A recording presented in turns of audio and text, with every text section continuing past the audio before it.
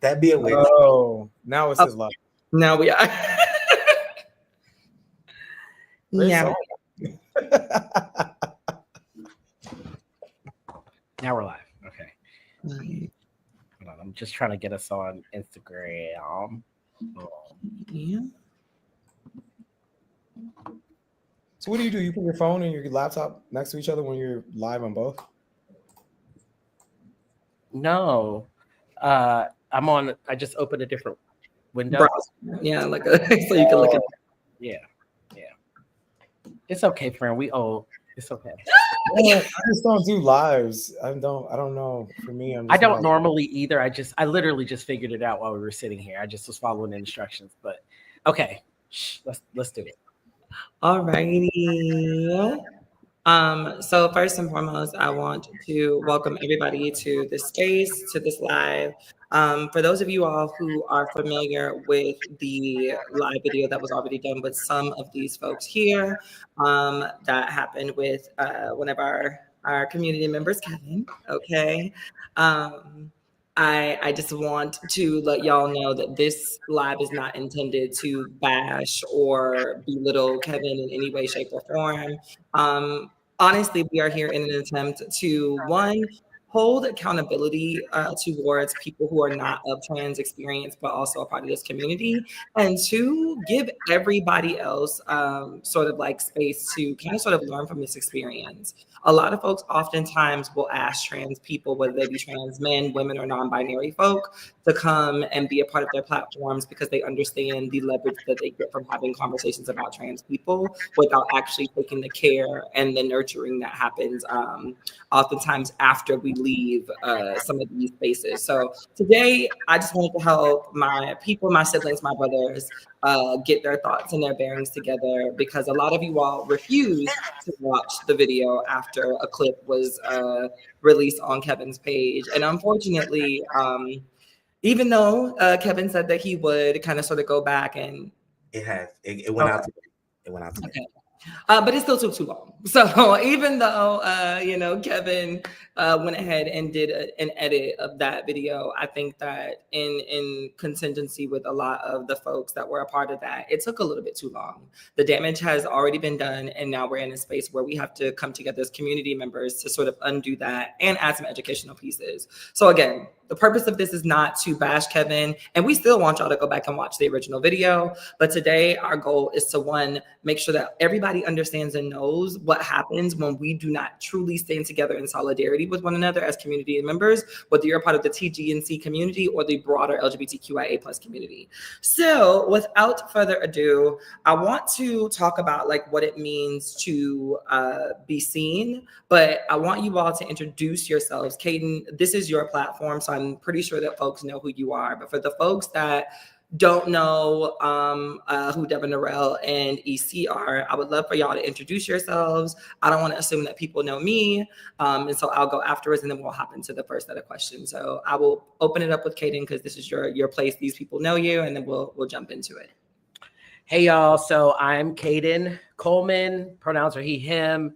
I am a transgender man, seahorse dad, based in Houston, Texas. I do a lot of education and advocacy work around reproductive spaces, anti-Blackness, fat phobia, all of the ableisms and colorisms and all of the isms and obias.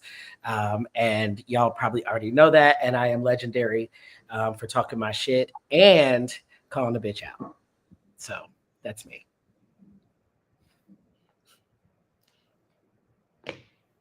Anybody? Right. I thought Devin was gonna go. I can go. It's up to you. I was on mute. Oh, hi, I'm Devin Norell. I am the non-binary finery all over your timelinery. I have no voice right now because I was at 2 balls this weekend with my house. So please bear with me. I am a model, a media maven, if I may, a writer, an opinion writer, I should say. I host the show on PBS, hosted, to be determined if season 2 comes out, considering everything that's coming on. That's happening right now. On PBS called Brave Spaces. We won a couple of awards last year. I am a DEI specialist. I'm not going to announce or tell you where I'm working part-time right now, but we are working in conjunction with New York State Department of Health AIDS Institute for the next 5 years to ensure that trans healthcare is readily available to all of us. But yeah, I pretty much work at all the intersections, as Kaden also mentioned, all the phobias, all the isms, et cetera, et cetera, et cetera. Talk about trans people in media, trans people in healthcare, trans people on TV, trans people wherever they exist in this world. Specifically, also, well, not specifically, but I talk a lot about the intersections of being Black and trans and non-binary, and moving in and out of masculine and feminine spaces and what that looks like as well. Did you say your pronouns? Zims is. Thank you for reminding me. You're welcome. I'm AC Pizarro III. My pronouns are he and him. I am your favorite Black guy who happens to be trans. That's techie. So I do all things tech, whether creative tech, coding, or just, tech. I've spent the last 3 years as the executive director of Trans Tech Social Enterprises. I'm now full-time entrepreneur working for myself, making sure that the community has the things that we need to have when it comes to tech, because I know y'all saw them techies standing up there. So we need to be safe on these internet streets. All right. And some of you may know me, some of you may not, but my name is Hope Giselle Godsey. And I am also a DEI specialist. Author. Activist, author, overall bad bitch out here in these streets. If you need something that needs to be said, but everybody's afraid to say it, you can bet your bottom dollar that I've probably been the one to say it. I am the former executive director of the National Trans Visibility March, and I've done so much more, but this is not my space. What I wanted to do was today to come in and really talk about what it means to be visible and hold space for visibility. And so I think my first question to you all is, what does visibility and feeling seen, right, look like for y'all? And how has that evolved over the last couple of years as you've navigated being trans, non-binary, and kind of sort of moving, like Devin Arell said, kind of sort of in between the intersections of some of that for both of you, for all of you? Can I just hop in right quick and say, Hope, I know that this is for us, but this is for you too, because a lot of what we are impacted by impacts your community, or really the trans community as a whole. And so thank you for giving us this space, but don't minimize it and say that it's not. Like when we're talking about our issues, especially when I'm talking about the issues that we're going through, I'm really talking about everyone. Yeah, we have very specific things. There are things that I'm going to go through that Caden's not going to experience, and vice versa, right? But I wholeheartedly believe that there's a source for all of this, and it impacts trans women and trans feminine people too. So please don't say it's not your space, because it is. At the end of the day, it's for all of us. I don't have an answer to your question. I just wanted to say that. Don't piss me off. Of course, Devin Durrell would say that. Like, I don't have an answer to the question, but I literally have no answer for you. And I just said all that. What is being seen? For me, being seen is being considered. Like, I'm seen all the time. Like, people recognize, specifically, I'm talking about myself, me all the time, but I'm not considered. My experiences are not considered. My identity is often not considered outside of, oh, that's that trans man. And people don't take the time out to educate themselves whatsoever when it comes to trans men.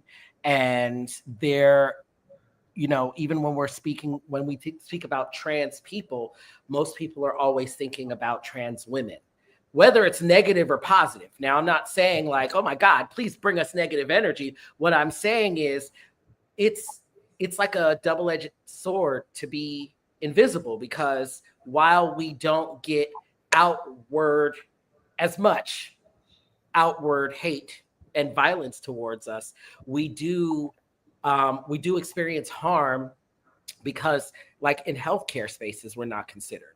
In a lot of things, we're not considered. So we receive that kind of harm.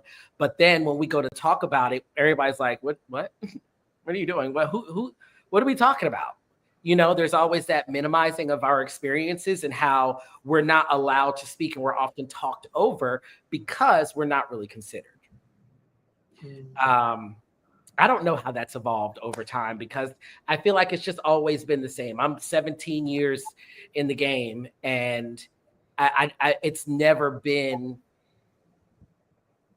We've never been considered. So my understanding of it and my loudness about it has changed, but the need or what it means has not. Yeah, I'll say that because I watched Devin Norell and Caden for a lot of years while I was stealth and low disclosure, and then being in the mix of it, it's kind of a damned if you do, damned if you don't when it comes to visibility. For those that don't know, while I was stealth, I worked on the very first National Trans Visibility March in Washington, D.C. in 2019. And there was a lot of whispers about me doing that work. And I wasn't even like trying to be in the forefront of things. And I got blocked from a few grants after coming off of that. And it wasn't until I was the executive director of Trans Tech Social where like there was an influx of people apologizing to me for all of the things they said. And I think what frustrated me is about that is like I was seen, but nobody asked me any questions. And the people that did ask about my gender history, I didn't lie. I told them. And then I also told them, like, I work in corporate America. This isn't something that I'm public about because I just want to be able to go to work. So, I feel like it's a double-edged sword. Like I was seen when I wasn't visible, but in a very negative light as a cis-assumed heterosexual Black man taking up space. And then when I stepped in the forefront and was like, yeah, I am a man of trans experience, I'm not sure, what y'all are talking about. It was a immense amount of like apologizing, but then also I felt like there was still backlash of I'm not doing enough. So it was like, damned if you do, damned if you don't. So I don't know what it feels like to be fully seen, if that makes sense. Like only my identity is seen, but like I'm an artist, I'm a techie, I like music, so many different things that encompasses me as a man and as a human being that kind of get sidetracked and ignored based off of quote me being a trade. Ooh. Oh, damn. Nobody asked you if you were trans? That's crazy. No. Anyway, damn. Me included. Devin around, nobody asked, people assumed, and they would ask other people. And because they were honoring what I said, they weren't giving an answer. So like it was, but nobody asked me. Right, that's what I'm saying. Like, dang, ask the source. Oh, And then them same people, hold on, and then just real quick, them same people, once they find out you're trans, will have no problems asking you about your genitals and all types of crazy shit. And then for being seen, I think for me, something even within working in journalism and media that I've noticed a lot about trans masculine people is that there is often a hyper focus on our bodies and they're not genitals per se. Remember once I forget which magazine I was working at this time, and someone was just like, "Why don't you become a fitness instructor?" And I'm like,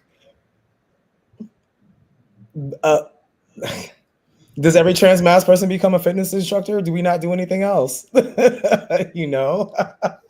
So I think for me, it really is more so along the lines of the fact that we are on the front lines, not just for ourselves, but for our sisters and for our communities, as EC has just explained. But that we are so much more than the pull-ups that we do, if we do them, or the bench presses that we do. We are writers. Our last panel had someone that is in a medical program to become a doctor. Miggy was a student. Caden's an activist. Hope, you are so many things in general. EC, I'm like, dang, Hope, as I'm thinking about everything you do, I'm like, literally, you were so many things. I was like, that's a long list. But yeah, just back to that, just like it didn't feel fun to be reduced to that.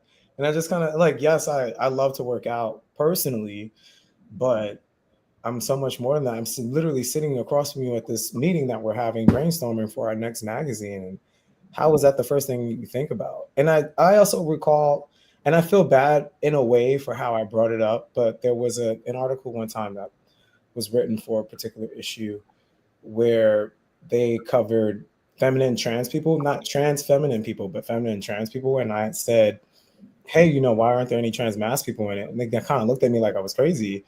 And I said, there are a lot of feminine trans mass people, right? That do and don't transition, but there are many that do transition that are feminine and could have easily fell in line with this article. And the response was just so much pushback.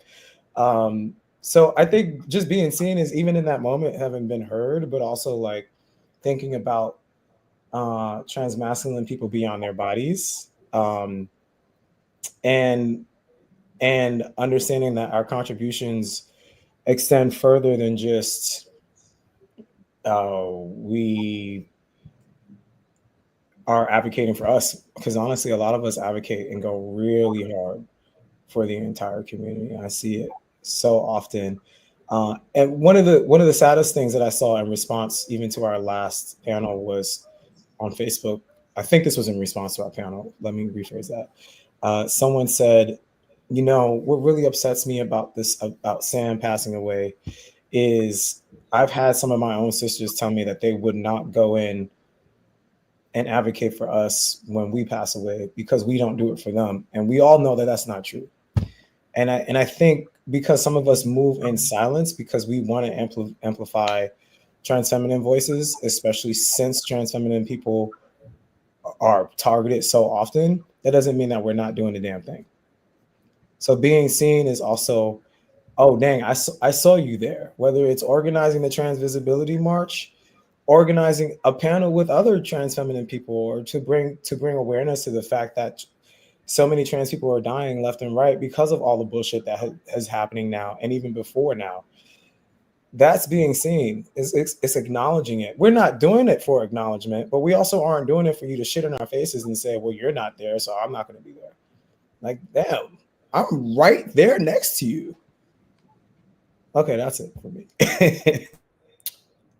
So I think that, like, even as we're having these conversations, do you all remember the last time that you felt safe in a space, right? Because I think that oftentimes in order to feel seen, you have to find spaces where you feel safe in order to kind of sort of like peel back those layers and be that person. And even to your point, Devin Arella, it's really interesting, like when you think about the idea of trans Masc folks who are still very comfortable being femme, right? There has to be safety in that, because the expectation is that you transitioned to be a man, you transitioned to be masculine. And so you have to, sort of like ruminate in that masculinity at all times. And doing anything else feels like an oxymoron to people. And so I think that, like, that's where I kind of want to take this, is like, where do you find safety, and when was the last time y'all felt safe enough to be yourself, whether that was inherently still masculine or like a little bit of, like, when was the last time y'all felt safe to, if you wanted to, I actually have an excellent question, answer for that. I will say at the Eli, Devin, and another couple of people run a trip called the Black Brother to Brother. It's called something else now, but it was called Brother to Brother. It was my first time going was last year. And before I dive deeply into it, I will say that sometimes I have only felt safety with actually trans feminine people. And I don't know if that's maybe my projection of a lot of trans mass people don't receive me well, especially when I am presenting femme. But Brother to Brother made me realize what the disconnect was. And it is sometimes a lot of these media spaces are very white. So this is where the intersectionality of Blackness and being trans comes in, right? Because it's called The Trip now. Sorry? I think it's just called The Trip now. Yes, it is just called The Trip. With long story behind that. None of my business to tell. But basically, everyone I remember I wore like a skirt maybe 3 days and maybe 2 or 3 days in a row, and maybe makeup one day, and everyone was just like, first of all, people coming from rural places. I can't expect everyone to be exposed to, again, a person that you transition to become a man. So why are you A, B, C, and D, as Hope just pointed out? I mean, oh my God, this is so beautiful. I love your skirt. Where did you get this? Like, how did you learn how to apply makeup? Did you know how to do this before you transitioned? Just like really decent questions that weren't crazy invasive or offensive. And then when we got into our little breakout groups, I mean, honestly, people were very thorough and thoughtful in their answers. And it's so very different than when I've been in all trans masculine spaces where there are white people, because it's just been, oh, who can outmask the other person? Like, we're having deep conversations about what's impacting our communities, and we're talking about the intersections of Blackness and transness, the difficulties we had in transitioning, the fact that most of the Black trans people there, while they identify as Masc, identify as kind of a soft and tender Masc, and feel like that they can never express those parts of themselves, especially if they do come from rural areas, especially if they have only cis male friends, like a couple of them do, and are completely self in their towns. And so that's the last time I felt I was in my safest space. Ironically enough, a bunch of us, we still have a group chat, especially for the New York City boys. We're getting together later today to hang out. So hopefully I find that safe space again today. But that was the last time I felt like I could be 100% of myself and connect with people on a much deeper level.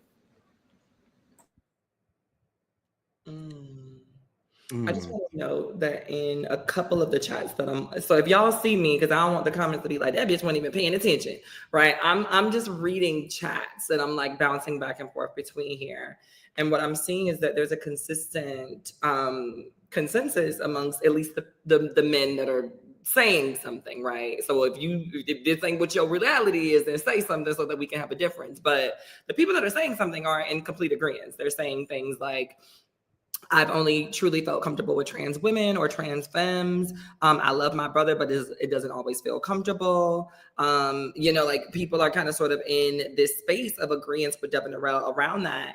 And I think that that is something that's fairly interesting to me, because I think that a lot of trans women would likely think the antithesis, right? Like, I think that we kiki because we have to, but I don't know if we feel safe, right? Like, I think that personally, I feel safe with my brothers. And the butch queens that are not about the bullshit, like I feel safe around those people. I think that with my sisters, I feel like, there's common interest, there's commonality. We can have certain conversations that I can't have with other people, but I don't necessarily feel safe around them. And so I think that that might be a larger conversation for another day about how trans people, especially those of us that are walking the same walk, might need to open up space from one another and understand that, like, just because you decided to be the most binary trans person in the world, right? Like, you can't pigeonhole everybody's trans experience to that. So I'll go ahead and let EC and Kaden also answer. So I'm gonna have a little bit of a polar opposite answer. I feel most safe around cis Black women. My experience around trans men and trans masculine folks has been like, why are you so binary? What are you holding on? What are you hiding? Why are you so subscribed to it? And it's like, people that know me know, like, this is just me. My critique since I was a child was that I was always too masculine. So like, once I took the leap, I was like, there isn't anything. I'm going with what I like. And this is how I show up. I don't necessarily feel safe around my own community. I've been highly sexualized around trans women and trans femmes when I've gone places. I remember the first time I went to BTAC, I refused to travel around BTAC by myself because I just did not feel comfortable. I felt like a fresh piece of meat. So I feel most comfortable around cis Black women. Yeah, and I'm not like a gay boy, so it's like I'm not their resident gay man that they have as a friend. Like, I'm literally the boy bestie that when they call and they partner doing some wild stuff, I don't have no filter. And it's like, but did you not see all of this stuff? get it together. They're not worth it. So that's where I feel most seen and safe. Okay. Kaden. I've been sitting here trying to figure out. I saw it. I've been sitting here really trying to like I saw. pull a moment. Kaden, when the fuck have you ever felt safe? And I don't have it. And I was like, damn, I wish I didn't have to be like the trauma porn here, but I guess I do. You know, I, again, have been transitioning for 17 years. Trans men and trans masculine people are not safe spaces for me.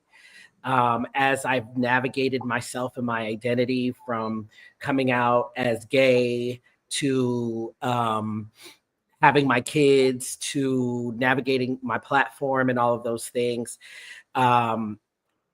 People within my community, as in trans men and trans masculine people, have literally threatened me, wanting to fight me. They wanted to jump me when I lived in Philly, like just because I was openly gay. Like I didn't do it. They didn't even know me. A lot of them still don't like me just because I exist. And I'm like this bad representation. I guess me laying down and taking dick means that they're laying down and taking dick, and me having kids means that they must be have kids. And I'm like the fucking messiah of the trans masculine and trans man community. I don't know why they give me so much power. Cis women, I guess that would be the closest I felt safe. But the problem with cis women is they tend to forget my experience. And because I am a more feminine man, they also sometimes forget that I'm not a woman. So there's like that weirdness of trying to navigate that space and not feel like I'm constantly having to be like, no, all right now. You know, and I would have, before, I'd say this past year, I would have said I find most safety with cis gay men, and that's a whole lie. I've realized that specifically black cis gay men have caused me probably the most harm, and I don't know if it's because I usually date them. I won't be doing that anymore, but. You know, I can't say I've had very many spaces of safety. And that's why I always say that, like, a lot of people know me, but you won't see me around a lot of people because me being who I am is extremely isolating. And you don't always want to be in spaces where you constantly have to explain yourself. Like I have to explain why I get my nails done, or I have to explain why I'm like, girl, I got a hoochie, or like, I have to explain why I do the things, or why I live in my comfort level the way that I do. It's just frustrating. So I just stay to myself. So none of those spaces have felt safe because in each space I have to code switch in some way, shape, or form. I have never been able to fully just be myself. I'm always just being perceived. You know, what's really interesting about the things that I think each of you have said is that there is a space in which, even in that safety, there is still a level of boundary setting that has to happen, which I think is normal, right? Like, I think that even in spaces where we feel the most safe because we've set those boundaries early, we've settled into them, and now we just are dealing with people or a person that understands our boundaries so well that we don't have to keep naming them, and that makes that space safe, right? And so I don't want to make it seem like those things don't go hand in hand, but what I will say is that oftentimes as trans women, there's a lot of lack in that, right? We lack the ability to set those boundaries with people. And what ends up happening for a lot of us, I think, is that we assume that people are going to get it because we've been so visible. There's so many conversations. You've had to have seen one. You're on TikTok. I know you've seen a panel or two. And so when I come into this space, you're supposed to get it already. And when you don't, it is very easy for me to want to just kind of say, screw it, and leave that space rather than continue to set boundary and make sure that space is safe. And what I am hearing from y'all is that It's not that the safe space is perfect. It is that I am not ridiculed for continuing to remind people in times that I have to, that this is the thing this is what's required to make me continue to feel like this is a safe space, right? And I think that a lot of us can probably learn something from that, especially considering that, like, I also heard that there were some shifts in safe spaces, right? It's like, I would have said this a year ago, but now I'm saying this, right? Like, I used to feel safe in this space, but now I'm not saying that. I still feel safe with these people, just not this particular one, you know? And I think that those things are very, like, folks got to understand that there's nuance that can exist in safe spaces, right? I can still feel safe with some gay men while acknowledging that some gay cis men ain't shit and I don't want to be bothered, right? And so if I see those red flags, I'm dipping immediately. Don't matter if you don't turn out to be that person. Doesn't matter if you plan on correcting your behavior. I've been there, done that, not doing it again, washing my hands, right? And so I really appreciate all of y'all for, one, being able to navigate the truth without making it seem like, oh, this safe space is just the most perfect thing in the world, and I feel super safe there all the time. I don't never have to check nobody, right? Like, because those are just not truths, right? But in that, what I also heard was a little bit of me wanting to get into people's business in ways that we talked about that make y'all uncomfortable, but we got to be uncomfortable to get to the truth and have what I believe are didactic conversations. For folks that don't understand, that it just means conversations that teach. So basically, when we think about health, right? When we think about feeling seen in the healthcare space, I think that those things are also intrinsically linked with social spaces. Because one of the things that, you know, I think it was EC that said, it's like, the first thing a motherfucker want to do is get in your pants. What's in there? Let me see. You know what I'm saying? And I think that while socially there's a what's in there, let me see, medically, there is a I don't want to know what that is. I'm going to tell you, right, how I'm going to operate with your body. And you're just going to deal based off of these sheets and tracks and papers and records that I have here. And so how do you advocate for yourself to feel seen in spaces that are medical? And how do you navigate social spaces about your medical business when people do ask questions that are a little bit more personal? And while this might be a safe space, that's not your business still, friend. You know, so like, how do y'all? I'm gonna go first with this because the examples that you gave were great. As far as like, I'm going to tell you how your body's going to work, and also how social spaces are, and it's going to make sense when I finally finish the sentence, right? Mm-hmm. So, as I mentioned on the other panel, it was doctors who missed my first pregnancy. It's doctors why I didn't find out till I was 5.5 months pregnant, because my doctor, who was also a trans man, decided that I couldn't possibly be pregnant. So just never gave me a pregnancy test, right?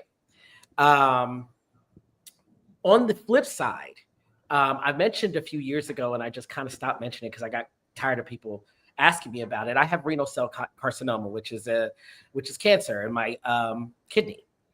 And when I was sent to a urologist, I have this thing that I do in medical spaces that, you know, where they ask for like your sex, and they only have male and female, and they don't have like a gender identity. I'll make a box, make a line, put transgender man, and then check it off. That's what I do. So I don't think this doctor paid any attention to that. So when he walked in, he got gagged because my paperwork says F, because I, again, have a coochie. I say that a lot. And I need to be seeing the people that can take care of my coochie, right? So it has an F. So I guess he was expecting to walk in and see a woman. And when he walked in, he was like talking to me, and I could see, you know, you can see when somebody's like perplexed. And and I'm not kidding, the entire appointment was about bottom surgery and whether or not I was going to get a dick. And I had to say to him, I said, I was like, okay, is a dick going to take this cancer out of my body? Well, no, I just want to know if you was playing. Why do you need to know? There's cancer in my body, sir. So there is weird dynamic of people who don't want to discuss your genitals because they're feeling like they got to tiptoe around, they don't want to say the wrong thing, and people who want to hyper focus. Like you'll go in there with a broken toe and they're trying to see if you have a vagina. Why do you need to know that? Right? For me, because I do this work, it's so easy for me to advocate for myself. I always, from the front door, from the receptionist, I'm like, I need y'all to know that I'm a transgender man. Here are my pronouns. Here it's Mr. I know it says F on there. I know this is the gynecologist. It's still Mr. And when I go in the back, and even the person that's taking my vitals, everybody has to know from the front door, which can be exhausting. But because I've experienced so much medical harm, it's worth it for me to just do the work, because it's better to be proactive than reactive. Now, when you fuck up and I cuss you out, I'm validated in that. I'm not just some angry Black trans man in here cursing you out. I done told everybody from the front door. So why are we having this conversation, right? I do, however, when I'm having these conversations, I always think, what about the people who aren't as outspoken as me, or aren't as, comfortable, naming the things and saying the things, or don't know how to navigate those things. I think about that a lot, but I definitely noticed the difference. I'm sorry, the intertwining of how people navigate it, because it's no different than there's people who aren't ever going to ask you about their genitals because, I don't know, they have home training in social spaces, right? And there's people who, as soon as they don't even say hi. So are you fully transitioning? You still have a vagina? How do you have sex? You'd be like, oh, well, hello. So there's definitely that mix. I would say for me, I'm the guy that Kaden talks about. When I go into healthcare facilities, my doctor doesn't believe I'm trans. That's usually my experience across the board. If you've seen people tweak out, I was on Fox Soul and the guy tried to insult me and say like, they could tell you a dude, you're definitely a dude. They can tell. And I'm like, yeah. And I was born female. And his face, he just couldn't wrap his mind around it. And I've had that happen so often that I just don't explain it to people anymore, because the response I get is, oh, you want to be a woman? And that's where a lot of my advocacy comes from around language. Is I have encounters where I am trying to invite people into my life and into my gender experience, and they see me and they think I want to be a woman. So there's obviously a gap there. I even had a medical professional ask me if I wanted a vaginoplasty. And I was just like, why are we talking about this? You know what? Hell yeah.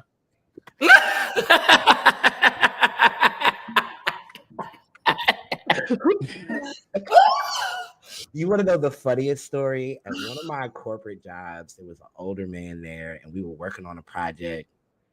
And he gave me a days-long lecture about prostate care and how I, as a young man who was getting older, needed to know all of these things about prostate care. And when I tell you, I still have the list, because I got kids that got boys, and they have male role models. I'm one of them. But that's been my experience of the unbelievable part of it. You can't be trans. This is not who they're talking about when they talk about trans people. So there's barriers to ethical and full holistic healthcare. Even when I'm trying to meet people and date, I'm like, oh gosh, it's already too much labor. I can't. We're just gonna move forward, because if I have to explain this to you, I can't. So that's my experience. Ironically enough, I've had a similar experience to you, EC, at the early in my transition, where I could have very easily still been read as a cis woman, but my friend was following around. He likes to make documentaries. He was following around a bunch of his friends and had a viewing party And after the viewing party, a couple of people came up to speak to me, and they were like, "So, how long have you been transitioning to be a woman?" And I was like, "Wait, what?" It caught me off guard so bad. But like, I just assumed it was because the way I wore my hair, I looked super femme with no, with no boobs, and maybe they just thought I was a man first. I don't know. Literally, my hair, I used to put it up in a bun all the I time. remember. You remember, right? So I was like, "What do you mean?" And I swear to God, it's like the color left their faces when I told them. I was like, "No, my love, like that's no." That's not. Yes, Craziest thing. I am not that. Right. I guess we've all had that. That happened to me with my back in the day. You know that you had to get letters to get on T, right? My psychiatrist said, so I hadn't even touched T yet. So why what makes you want to be a woman?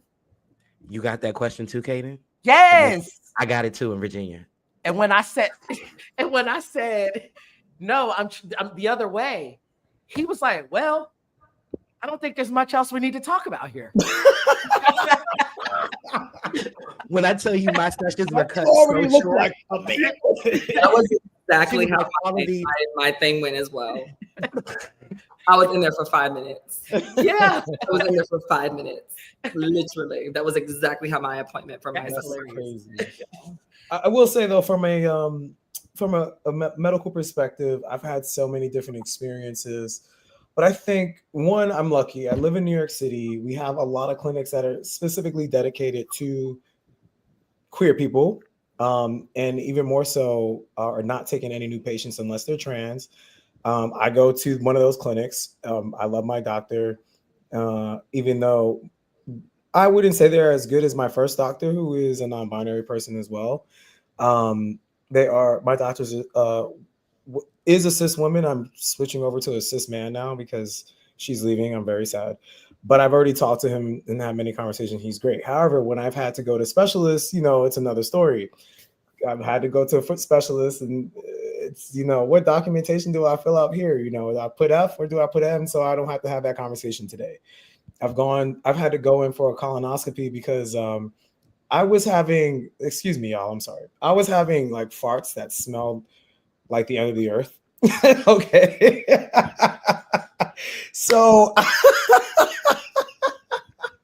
whatever the fuck I was eating in 2021 and 2022, it was murdering my nose. My whole face could have melted off. But anyway, I went to go get a colonoscopy to figure out what the fuck was going on. I'm gonna let y'all recover from that for a second. I went to go get a colonoscopy to see what the hell was going on. And it was a 2-part process. You had to go to see the specialist, the doctor himself. Then he would schedule your surgery, which is usually like a day or two later, or your colonoscopy, which is like a day or two later. And I went into the office and I said to the woman, I looked at the documentation and I was like, hey, I had my ID changed by this time. So I have an X on my ID. That's another part of this. So yes, good for me getting checked out. I had nothing. I was just eating fried chicken too much, apparently. But anyway.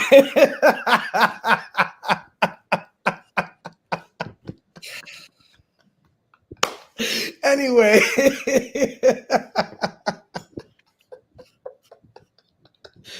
I pointed this out on the paperwork when you first sign in. Like, hey, I have an X in my ID. I don't identify as either one of these things. They did have separate areas for gender identity and sex, which I thought was great. And then so I had a colonoscopy, and then I had an endoscopy, which is when they go through your mouth. So the next time I came into the office, they changed all the paperwork.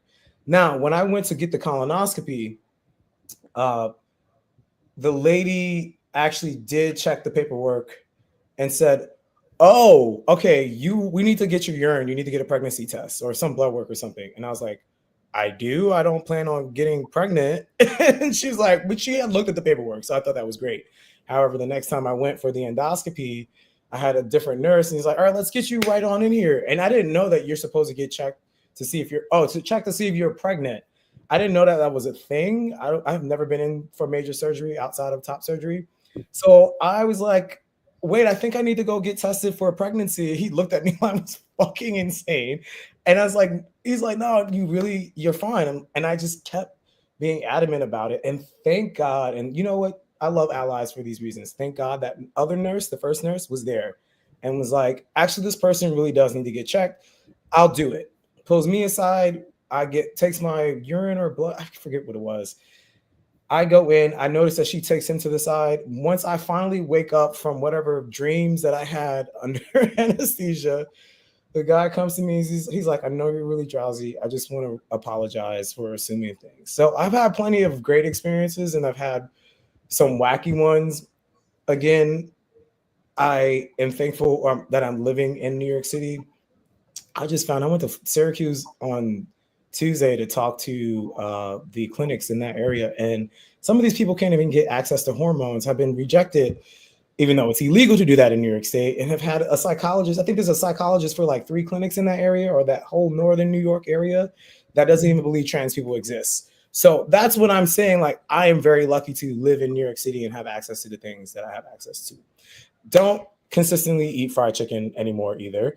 That's also advice for everybody else.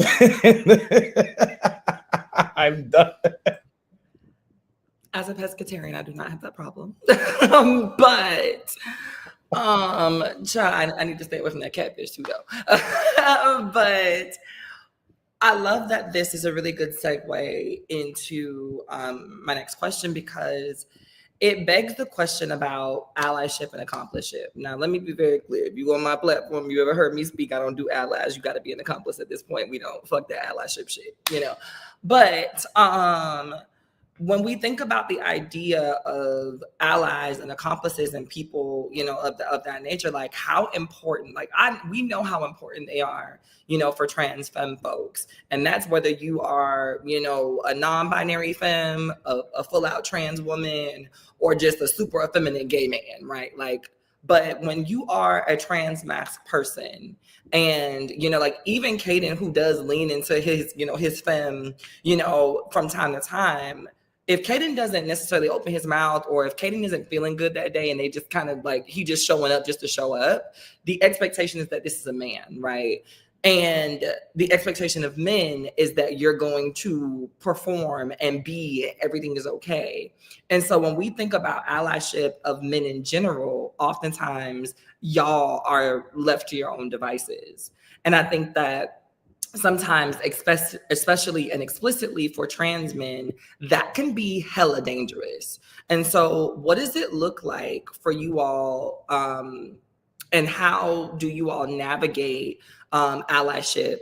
What are some of the requirements for allyship personally? I don't want to hear that, like that general shit. Like, to be an ally to EC, to Devin, to Caden, to be an accomplice in your circle, what are some of those things that y'all are like, these are my non-negotiables? Outside of this, you are just somebody in passing to me.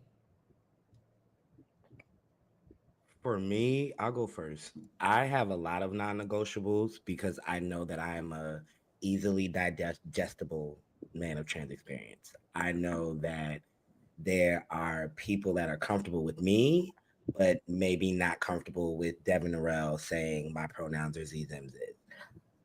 So for me, that's a non-negotiable of like, that's cool that you cool with me, but like, I need you to get down with the entire umbrella. I need to see how you navigate when you see a trans feminine person walking down the street. If you're accosting them, oh, we're done. We're done. Everybody got friends where you send reels that are funny. If you sending me reels that's funny about my community and you think like it's funny because you think that's funny, that's a non-negotiable for me. So like my non-negotiables are very much centered around other trans people and not around me, just because I've just seen how palatable my identity is for folks and how comfortable. I've heard what people have said about trans men when they thought a trans man wasn't in the room. So with that being said, that is one of my non-negotiables. A lot of times I can hear out in spaces and they don't realize a trans person is in the room and they start talking about trans people. And then I'm like, what was that? And like, I just take a mental note. And when you come to me later, say you want to, no, we don't have to do anything. We don't have to do anything. So to be an accomplice with me, it has to be about the entire trans umbrella. You just can't be cool with me because I already understand why you cool with me. Because of how my masculinity shows up, because of you don't have to feel like quote unquote you're with a trans person when you go out with me, all of those things. So yeah.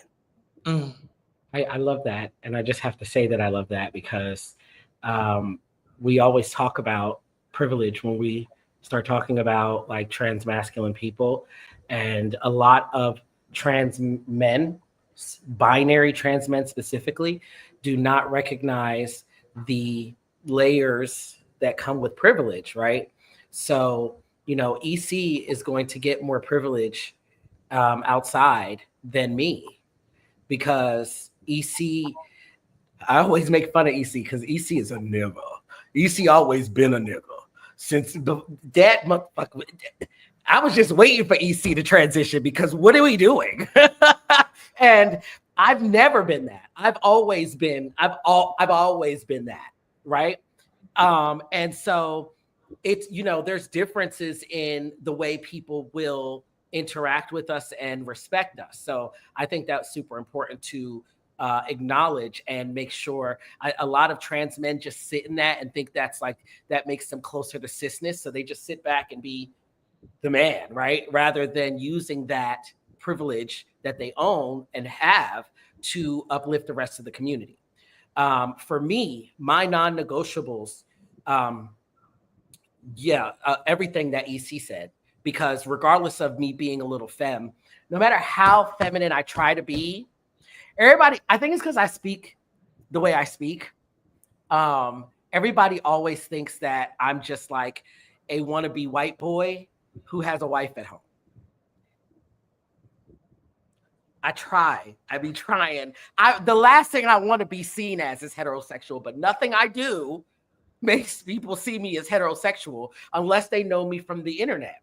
Yeah, it's a sad world I live in. But anyway, my non-negotiables are, not doing those things. Like I'll sit in a room, especially if I don't talk. They just think I'm straight, right? So I hear how people talk. I say it all the time in all of my trainings. Allyship or being accomplice is, speaking up when you think there's no trans people in the room. Like you have to be willing to do that. I shouldn't have to out myself to be able to speak up because we could be talking about peanut butter and jelly and somebody's gonna be like, that she a man, right? And you'd be like, what? How did we get here? Also, I don't believe in accomplices that don't recognize systemic oppression and systemic racism and the layers that come with oppression and marginalization. If you are saying that you're all for the trans community, but you mostly only uplift white, cis-passing trans people, I can't fuck with you and you're not a ally if you're not recognizing that racism exists and thusly anti-blackness exists and thusly there's a reason why white people have to do basically nothing but exist, but black people, we have to be workhorses and churn out all this palatable things, and the minute we make even the tiniest slip up, we're canceled. We can't do nothing. If you can't acknowledge that, you're not an ally, you're not an accomplice, which is why every time on my platform, when I post about racism, when these people say I'm leaving, you do not have to announce your departure, baby. This is not an airport. I don't give a fuck. I'm so sorry. Like, what does race have to do with it? Everything, actually. Transphobia exists because of white supremacy, if you really want to get into it. So, like, you're not an accomplice if you're not acknowledging these things. Like you can't just be for the trans community and not acknowledge every other intersecting thing that participates in our oppression. That doesn't make any sense to me. That's my non-negotiables. So, yeah. Good Lord, preach. I'm still dead at the white person. I'm floored. But anyway, all of the above. I think something that I've been keeping an keen eye out for, is the forms that misogyny shows up as. So, which is all the phobias, right? So it could be. I find myself being everyone else's ally and accomplice. So and that's because sometimes I'm read as a straight man, and sometimes I'm read as a gay man. But the point is, I'm read as a man, and a lot of what I've noticed, I've been around a lot of cis Black women recently, and what I notice is, oh, I can never date a gay man, or I can never date a bi man. I want someone that's masked, and I'm like, girl, the DLs exist more than you think. But okay, but I mean, just like that blatant homophobia, I'm like, okay, the internalized misogyny is there. Cool. Don't want that in my space. You know what I'm saying? So, but the other thing is, all the phobias, and I think this is also what Kaden was getting at. Everything is anti-Blackness. It's just based in anti-Blackness, I should say. Whether that be anti-disability, whether that be the fact that people hate trans people. I mean, I think about the fact that gender is a social construct and how it was constructed by slavery and capitalism, and how that whole system, generally speaking, is anti-Black, and how we were never included in that system of gender as it still exists now. And so if you cannot, and if I've seen Black queer people say that is a bunch of baloney, and that's not my friend, that's not my ally. If you can't understand those intersections, we are not moving the same, and we're not moving together.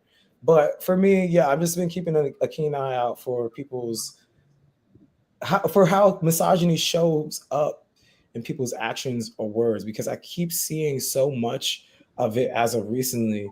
And as I see it, I'm like, okay, you haven't done the work. We are not moving together. And I'm also not in a place to teach you. I've already done too much teaching. Figure it out. Google is free. The books exist. I could recommend the books. I got plenty behind me right now, but I just cannot continue. I've spoken about this. You've seen it on my feed. We've probably spoken about it together, and you're still spewing all of this bullshit. So why I'm not moving with you anymore? So yeah, misogyny is definitely a hard boundary for me, because it impacts all of us, and especially Black people of all genders.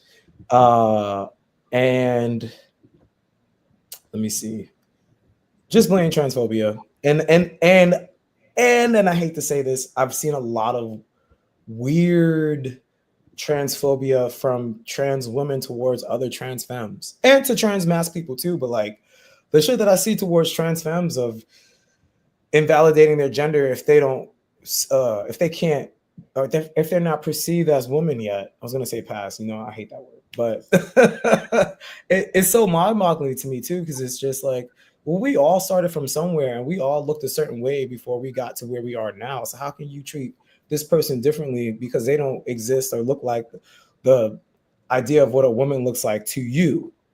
Were you not a woman when or before you announced it, or before you started medically transitioning? So that's where I've been seeing a lot of that lately, and that disheartens me a lot, because again, if also that's also internalized misogyny, trans misogyny. But if you are acting that way towards other trans femmes, you're going to be transphobic towards the entire community, and I can't move with people like that. If you can't handle me at my shake and go, you do not deserve me at my 30-inch bust down. Okay. I am dead. Shake and go. And go. That's great. Look here, my computer about to give out on us. So as I move it, real ghetto, like, don't judge me, bitch. Don't judge me. The lighting is gonna change. Y'all bet not fucking judge me, bitch. I'm dead. No I'm one's doing this to keep it all going. So watch your tone and keep your hands on your head. But what I will say is that as it pertains to allyship and accompliceship, for me, one of my good friends was actually in the chat. And one of the things that she said, excuse me, or not said, but I think that one of the things that she does for me that I truly appreciate is the fact that she has a lot of like male friends. She has a lot of like guys that she works with because she owns, shameless plug, an adult sex store, erotic boudoir, and a lot of men get toys and things of that nature from her. And sometimes they see us interact, they see us kick it. We've been on FaceTime when she's been on like picking up things or dropping off things, and there have been like instances where guys are like, "Damn, who that is." And I think for me, allyship and accomplishment is allowing me, right, to say the thing. And there have been times where she's experienced blowback for that, where a guy will go head over heels and she lets him get all of it out and all of the things. And, when he's like, damn, I want to put down on your homegirl, she would give my Instagram. And then she gets she get the call back like, why you ain't? Because that's not my business. You thought she was beautiful. You thought she was beautiful. It wasn't my business you thought she was beautiful. That's what this conversation was about. It wasn't about whether or not she was trans or it was, damn, she fine. I want to look at her some more. Was her Instagram. And to me, that is what an accomplice does. An accomplice doesn't put me in a position where now I have to like be on high alert. They don't put me in a position where now I'm being accosted and they have to decide whether or not they're going to defend me. They don't put me in positions where now I have to decide whether or not I want to fuck with them. And I think that what I love about people who are true accomplices is that they're going to put you in positions where you're always going to be safe.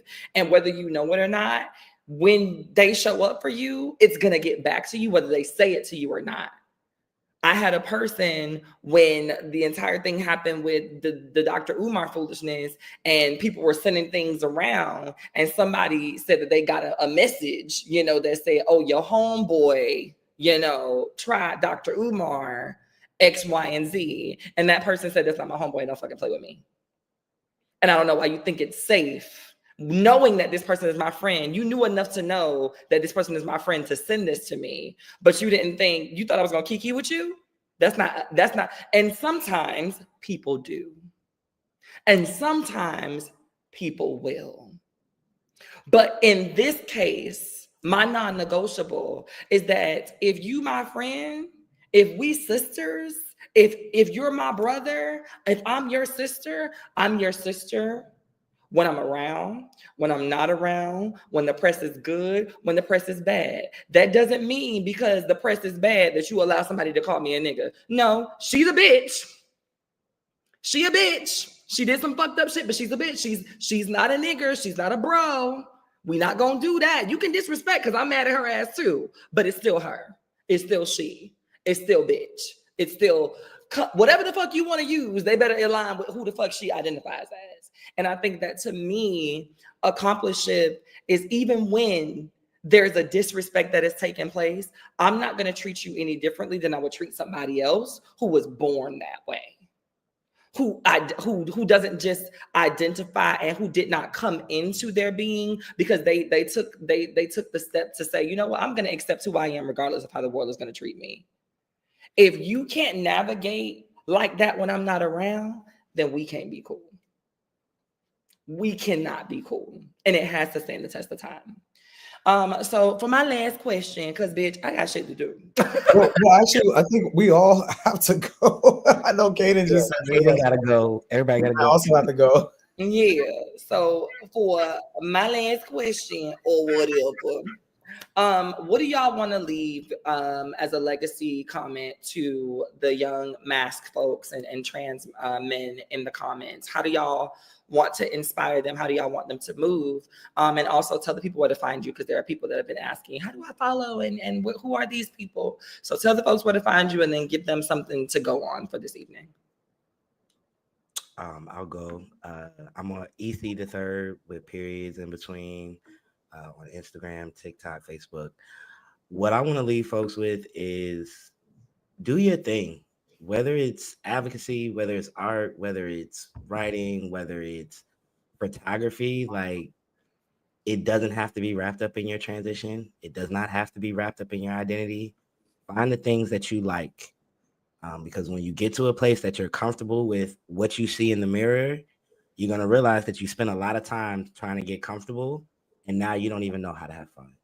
So please think about that so you can have fun. I would say, well, first of all, read this damn book. Oh, you can't see it. Damn it. Black on Both Sides. It's an excellent book.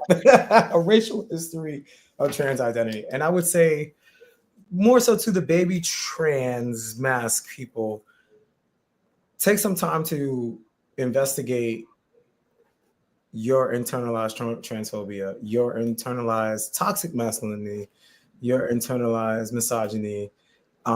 Because a lot of us, when we, and I have done this too, I'm guilty of it, when we first are transitioning, and if we are really sucked into social media, which I know that most generations after me are, we get pulled into that trap of wanting to put on hyper masculinity, and it is toxic and it is bad and it sets us back. So that's the first thing I would say. The other thing I would say is, as you're transitioning as well, people's negative comments about you are not about you. They are about themselves. Pay it no mind, as Marsha P. Johnson says. Keep doing what feels best for you. Oh, and my socials are, I really don't even get on shit anymore because I can't. I will be on tomorrow. Stera Beyonce is my Instagram handle. I try to avoid Facebook because it's toxic. Not that Meta isn't toxic. Twitter, whatever it's called, is the worst. I can't sign up for another gazillion app to scroll all day. So I try to stick to Instagram. I think I'm on Blue Sky. I don't tweet on Blue Sky either, but that's about it. Kaden, are you still with us? Or are you handling the thing? Because Kaden is a parent. Okay.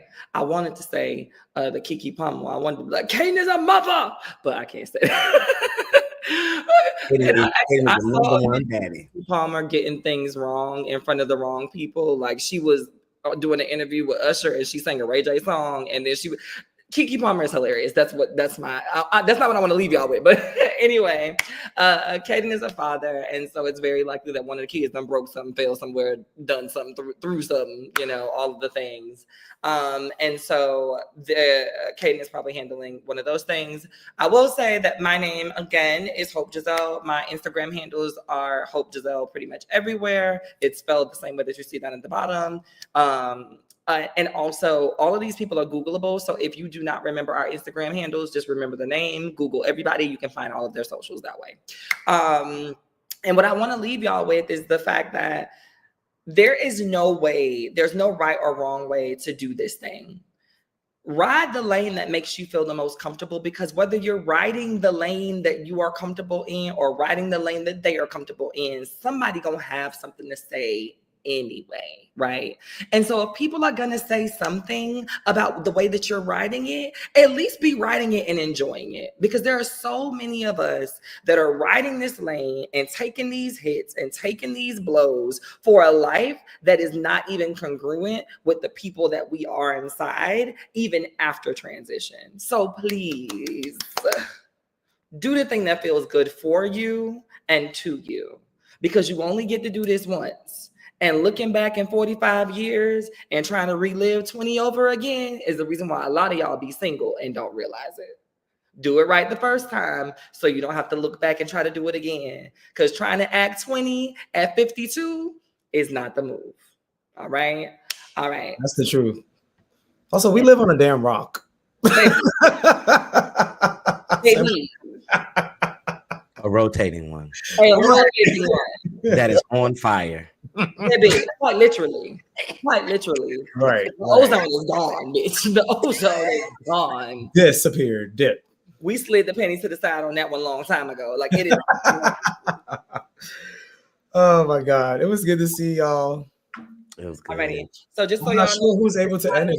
Kaden is gonna have to come back and end it because we on screen, y'all, or whatever. So if you want to just stay here and look at the screen, that's on cue. But as for us three, we about to bounce. Bye, everybody. Bye. Peace.